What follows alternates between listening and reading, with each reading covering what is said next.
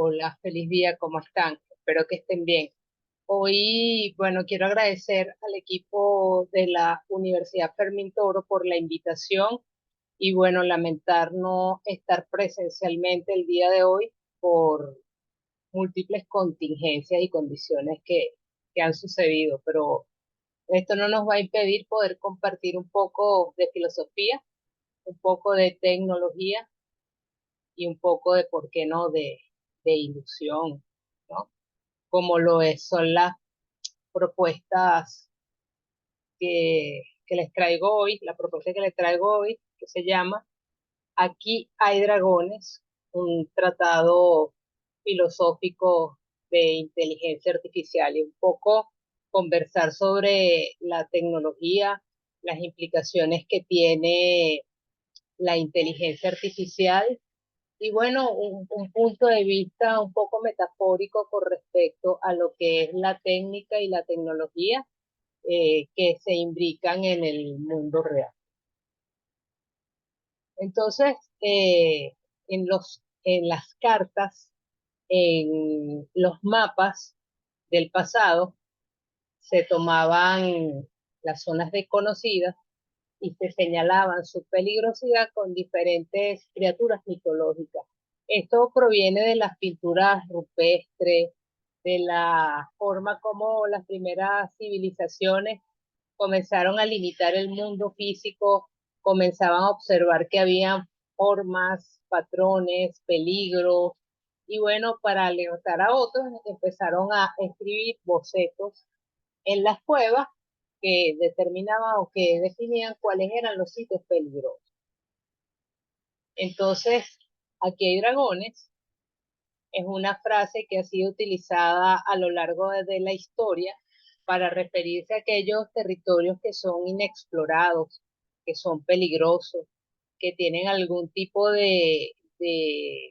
suponen algún tipo de peligrosidad, valga la redundancia, y estos son las zonas que aún resta por conocer. Entonces, si nosotros tomamos esta metáfora de que hay dragones y hablamos de tecnología y hablamos de inteligencia artificial, obviamente que es delimitar un poco aquellos puntos que me van a llevar a lo que es el establecimiento de algún tipo de idea, de relato, de conocimiento acerca de lo que es la inteligencia artificial y en este caso desde la filosofía.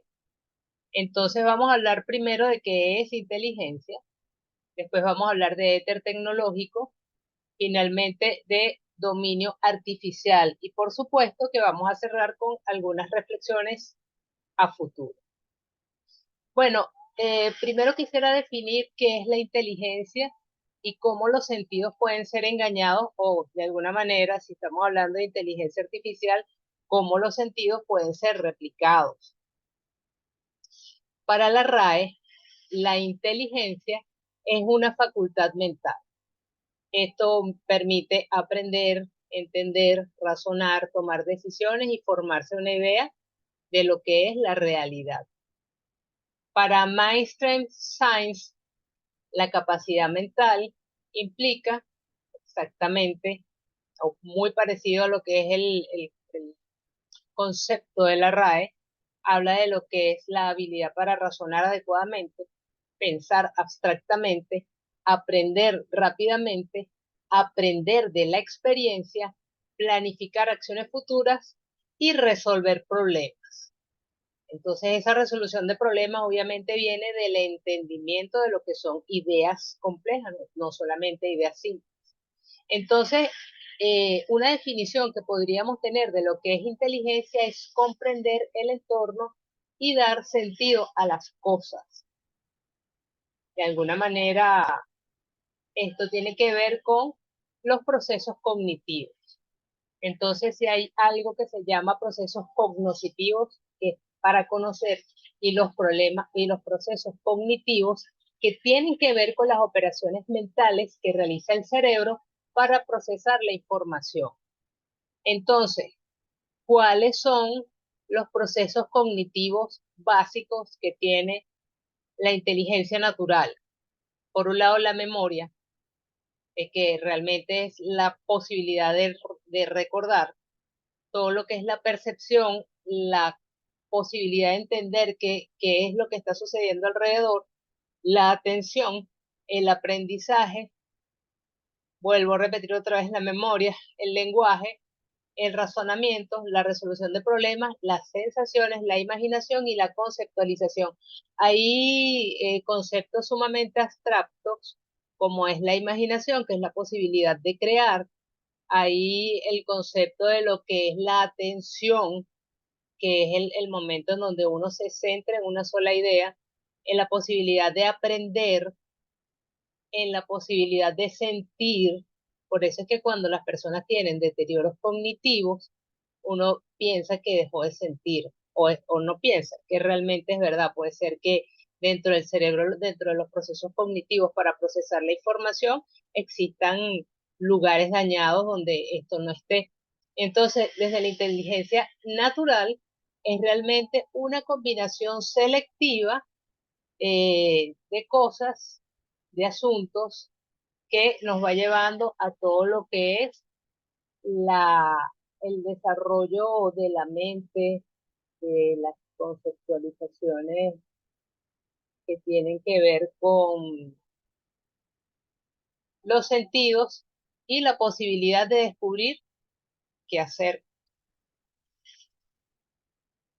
Con respecto entonces a la inteligencia artificial, realmente es la replicación de ese juego de capacidades cognitivas que son diseñadas por humanos, que son desarrolladas por sistemas y que son combinaciones de algoritmos, árboles de decisión, redes neuronales y una cantidad de elementos que me permiten imitar la inteligencia humana, realizar las tareas, interpretar los datos, resolver problemas, tomar decisiones y todo ello a partir de un aprendizaje adaptativo complejo. Obviamente que aquí no entra el tema de las sensaciones porque aún no se ha logrado desarrollar en una máquina la posibilidad de que pueda sentir. Todos estos aprendizajes tienen que ver con aprendizajes eh, de máquina o las formas como puedan ellos ir conectando todas las formas de, de que pueda comprender un equipo o que pueda guardar la información y que ella pueda después ir seleccionando. Entonces, básicamente, como existen las capacidades cognitivas o cognitivas del cerebro humano, también hay unas capacidades artificiales que tienen las máquinas, los equipos. Entonces, por un lado, el racionamiento se convierte en un razonamiento computacional. Entonces, las máquinas o los sistemas tienen la habilidad para solucionar problemas, para elegir y partir de datos o premisas lógicas. Entonces, comienza una especie de búsqueda entre datos que me permite tener un tipo de razonamiento. Después tenemos entonces lo que es la planificación secuencial, que tiene que ver con la asistencia en el control, en la asignación de tareas, en la optimización de procesos, en la anticipación de contingencias. Todas estas tareas pueden ser desarrolladas como una capacidad artificial de la IA. Después también tenemos la posibilidad heurística, que nos permite entonces desarrollar algoritmos complejos que apoyan el proceso de decisión y juicios rápidos. Esto cuando estamos hablando de grandes lotes de información es sumamente útil por cuanto las decisiones se toman muy, muy rápido. Después tenemos entonces el cálculo utilitario, que es la validación de las alternativas que tenemos disponibles para poder procesar datos, para poder desarrollar las propias operaciones de la misma inteligencia artificial y ella comienza a validar alternativas. Obviamente que esto es un proceso muy rápido, es un proceso binario, que es esto o no es esto, es esto o no es esto, es esto o no es esto. Entonces va haciendo esa validación de alternativas disponibles.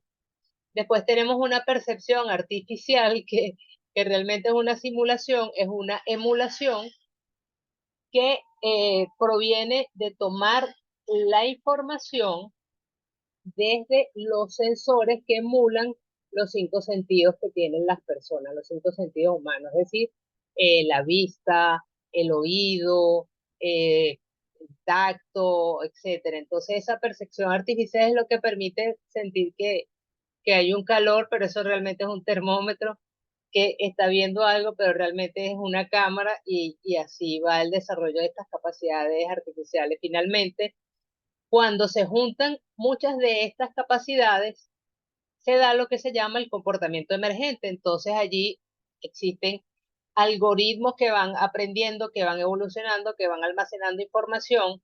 Se desarrolla entonces la inteligencia de enjambre y se van dando varios comportamientos que pueden emerger a partir de lo que hace el equipo. Entonces, realmente la inteligencia artificial y su punto más interesante es el proceso de aprendizaje, cómo aprenden los equipos, cómo se forman este tipo de procesos. Entonces, son procesos autónomos de grandes volúmenes de datos que se van dando en lo que es el aprendizaje de máquina o la machine learning, que realmente es el descubrimiento de patrones binarios. Estábamos hablando que sí o no, que es uno o cero, es la identificación de correlaciones, de entradas y salidas. Entonces es un aprendizaje de funciones, de regresión, de inferencia, y todo esto son modelos matemáticos. Todo esto son modelos algorítmicos que permiten hacer lo que es el procesamiento de la información, de los datos, de las categorías que se estén almacenando dentro del sistema. Luego entonces tenemos algo sumamente importante a la par de lo que es la posibilidad de aprendizaje de estos sistemas inteligentes, que es el procesamiento del lenguaje. Entonces siempre se dice que el tamaño de mi lenguaje es el tamaño de mi mundo, ¿no? Y el procesamiento del lenguaje tiene que ver con la capacidad de leer, escribir y comunicarse de los sistemas en diferentes idiomas e inclusive traducirlo al lenguaje de máquinas, lenguaje de alto, bajo, medio nivel, dependiendo del tipo de programación que tengan las inteligencias artificiales. Y esto implica, obviamente, la traducción, no solamente del lenguaje natural al lenguaje máquina, llegar a la extracción de la información, recuperar datos y poder dar esas respuestas formuladas que de repente nos puede dar el omnipotente prompt o el omnipotente chat GPT, que están basados justamente en el aprendizaje profundo o deep learning, que tiene que ver con el examen de las relaciones, de lo que son las palabras y sus significados, es decir, las relaciones sintácticas, semánticas, semióticas, tiene que ver con la posibilidad de encontrar esas palabras por medio de patrones textuales y poder dar respuestas a nivel de lo que son las preguntas que se le pueden hacer a las inteligencias artificiales. Una vez determinado entonces qué es inteligencia natural, qué es inteligencia y qué es inteligencia artificial, cuáles son las capacidades cognitivas, cuáles son las capacidades cognoscitivas artificiales, vamos a hablar entonces de cómo se hacen realidad los sueños, que yo le llamo etertecnológicos, porque realmente es como una especie de embrujo que se da. Para mí, este concepto es interesante porque lo vengo pensando como la forma como se da la tecnología, que es prácticamente magia. Entonces, el éter es un fluido hipotético, invisible, que no tiene peso, que se considera que llena todo el espacio, pero no se puede ver. También es un medio de transmisión, transmisor de manifestaciones de energía. Entonces, imagínense qué bonito es el concepto de éter tecnológico que se puede consolidar a partir de las posibilidades de lo que es la belleza de la matemática y la belleza de la tecnología y de la técnica. Si estamos hablando de filosofía, debemos hablar de Alan Turing, quien fue uno de los padres de la inteligencia artificial, o por lo menos de lo que conocemos ahora como inteligencia artificial. Fue un matemático, un lógico, un informático, filósofo y biólogo británico. Y él se hizo esta pregunta: ¿pueden pensar las máquinas? ¿Pueden pensar las máquinas? Yo creo que todavía en el 2023 podríamos reflexionar acerca de si pueden pensar las máquinas. Y realmente Turing lo que decía es que podría existir la emulación de una mente infantil, que una máquina podría pensar como un niño.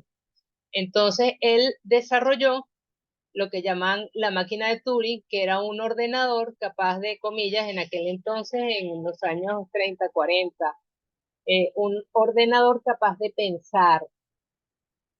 Esa máquina era una máquina hipotética y él decía teóricamente que si sus resultados eran tan convincentes como que si una persona interactuara con él y pudiese confundirse con un humano real, podría convencer que realmente las máquinas pueden pensar.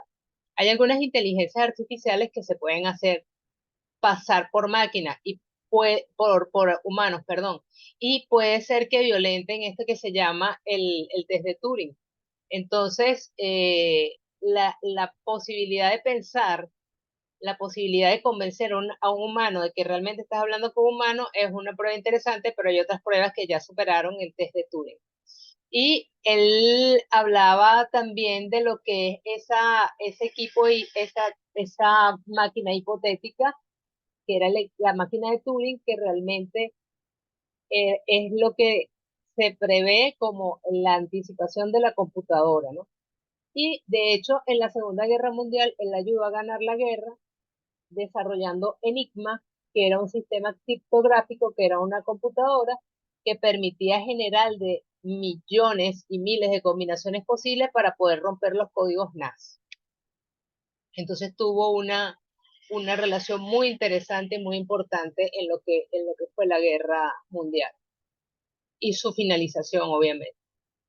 Entonces, el éter tecnológico, desde la filosofía, desde la posibilidad de que existe en el centro un Dios geométrico, que puede ser el Dios de Spinoza, que puede ser un Dios que es omnipotente, es omnipresente, pero que a la vez es una extensión omnipotente, omnisciente, omniprovidente, que hay una inteligencia superior, un motor que lo mueve todo, como decía Aristóteles, como decía Platón, una causa, una sustancia, también un pensamiento. El éter tecnológico es a la vez cuerpo porque es hardware y también es mente porque es software, entonces tiene la dualidad cartesiana en sí.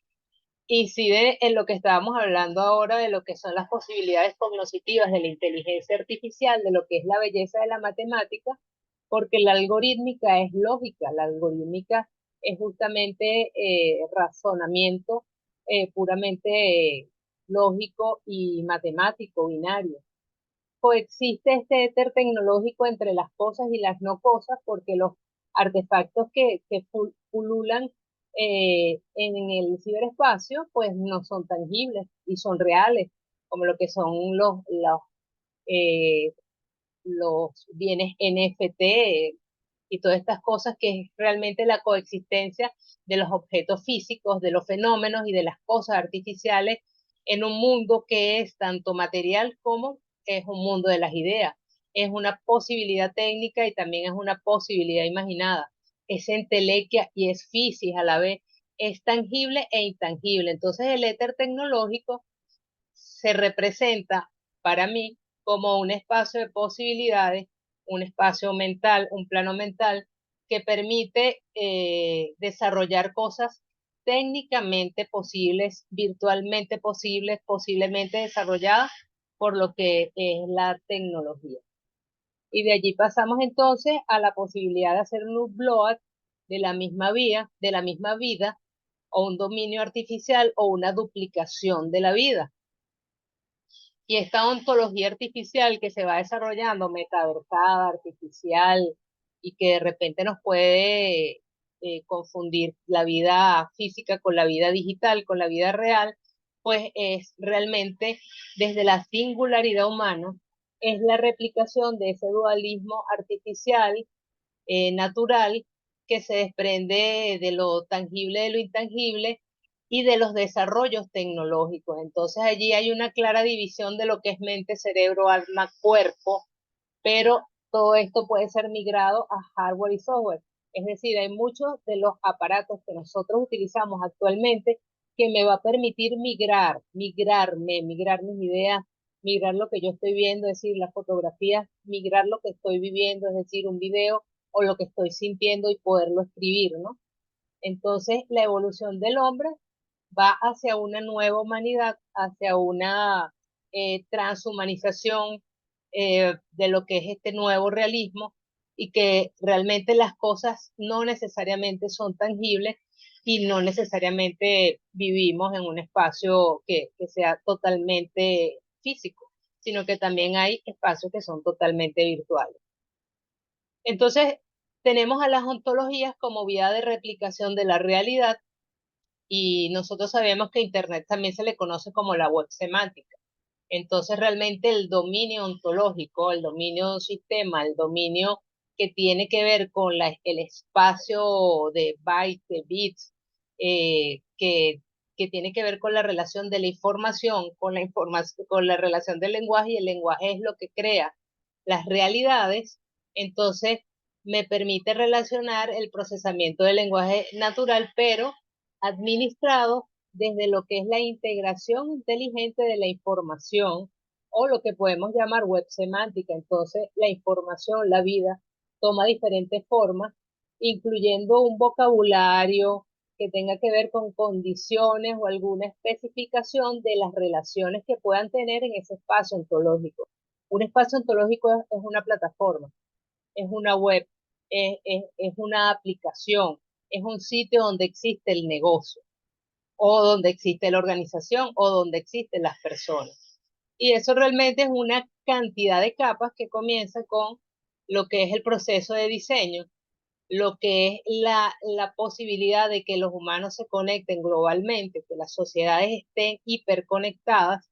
Entonces eso tiene que ver con el aprendizaje de lo que es la realidad, el diseño de los procesos inteligente de los procesos que van a ser replicados en los espacios artificiales. Por supuesto que eso crea una experiencia que va a ser visual, que va a tener un comportamiento que me va a permitir ir construyendo diferentes experiencias, que es sumamente interesante e importante para las personas que están dentro de los procesos digitales, artificiales, poder entender que esto es una experiencia y que realmente es un tipo de realidad, pero no es la realidad, pero es a la vez confluyente con lo que estamos viviendo actualmente. Entonces puede tender a confundir mucho las mentes. Yo siempre doy el mensaje de que debemos cuidar nuestra salud mental, porque es muy fácil perderse en estos mundos artificiales. Entonces, desde lo que es la fenomenología de la experiencia transcompleja de la realidad, hay un contexto, y entonces los diseñadores, los programadores van creando esos patrones de comportamiento que van más allá de la interfaz y más allá de la inteligencia humana, y van creando, a mi juicio, un design o un demiurgo o un diseñador o un homo deus que me permite entonces crear un dominio ontológico que asume ese objeto artificial que estoy creando, que proviene del contexto real, y después de ese dominio ontológico baja a lo que es la presentación de lo que es la interfaz del usuario, y ahí la persona experimenta múltiples sistemas, experimenta múltiples experiencias, y eso es lo que realmente nosotros vamos diseñando.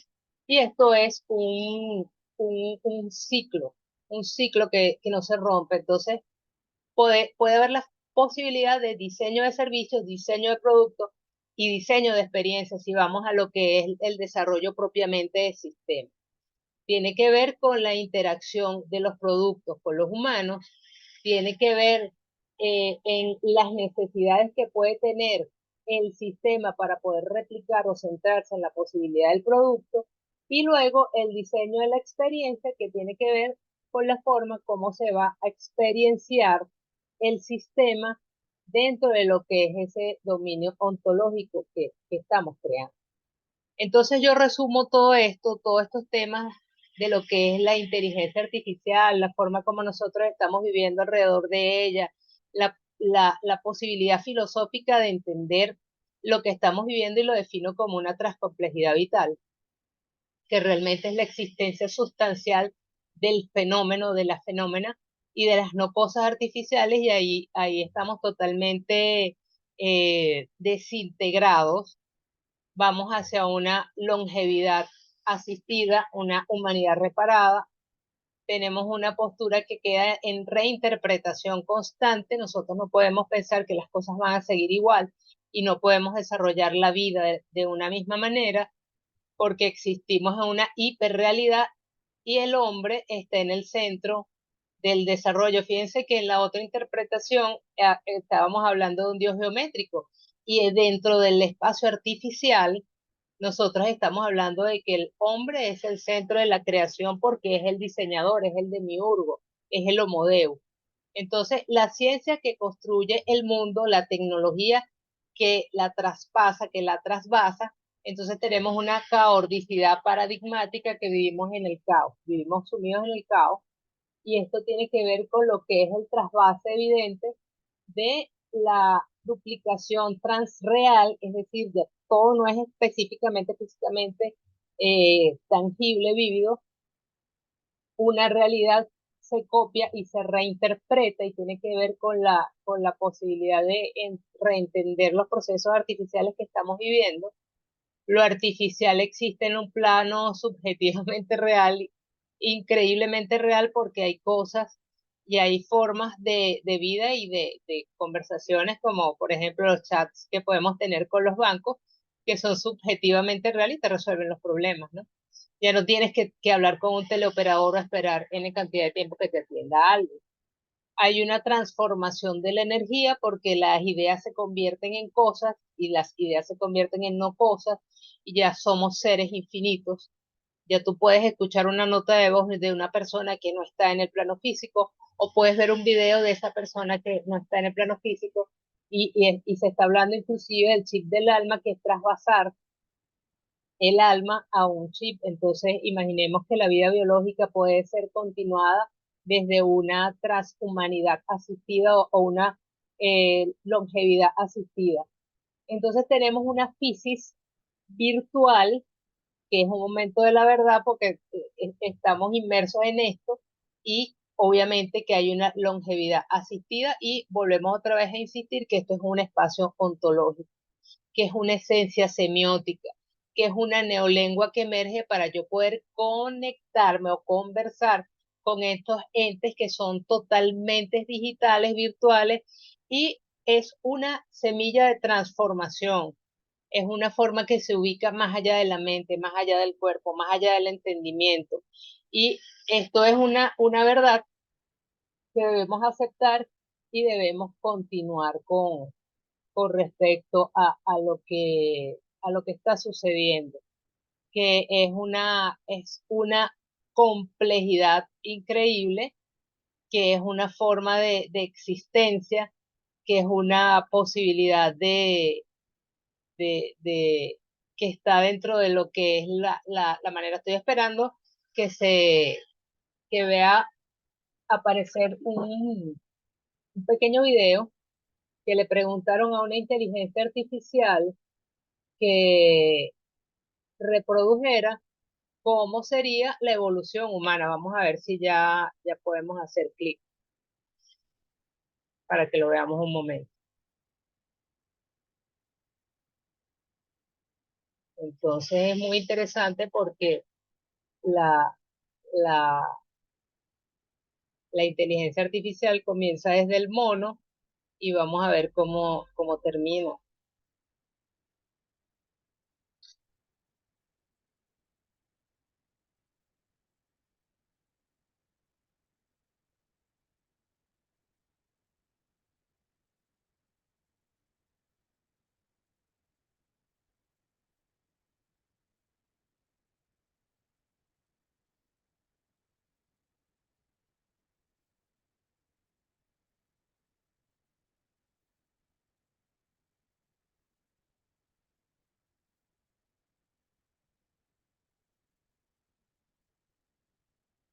Bueno, un poquito escalofriante porque comenzamos como monos y terminamos en los cables, ¿no?